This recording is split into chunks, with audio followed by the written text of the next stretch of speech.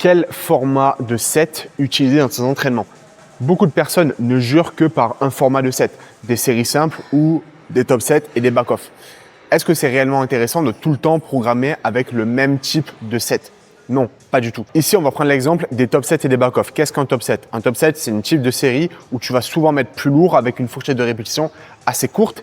Et un back-off, ça va souvent suivre les top sets avec une fourchette de répétition plus grande et souvent du coup une charge plus légère. Programmer de la sorte, ça peut être très intéressant, mais tu as surtout une question à te poser, c'est est-ce que l'exercice est propice à ce format? Par exemple, sur un rowing, ça peut être très intéressant de mettre un top set et ensuite un ou plusieurs back-off. Pourquoi? Parce que l'exercice est très instable. Du coup, de série en série, tu vas beaucoup te fatiguer, tu vas également perdre beaucoup de stabilité et ça va être compliqué de rester sur une même fourchette de répétition. Au contraire, si l'exercice est stable, demande peu d'énergie ou en tout cas peu de nerveux, que tu vas pouvoir développer à peu près la même force de série en série, comme sur des élévations latérales à la poulie basse, alors rester sur des séries simples, sans top set et sans back-off, peut être une très bonne idée. Au final, que tu sois suivi ou que tu sois coach, quand tu fais un programme, quand tu fais ton programme, regarde simplement à quel point l'exercice va te demander de la fatigue, à quel point il va te demander du nerveux et à quel point tu pourras développer de la force de série en série. Et ça sera de très bons signaux pour savoir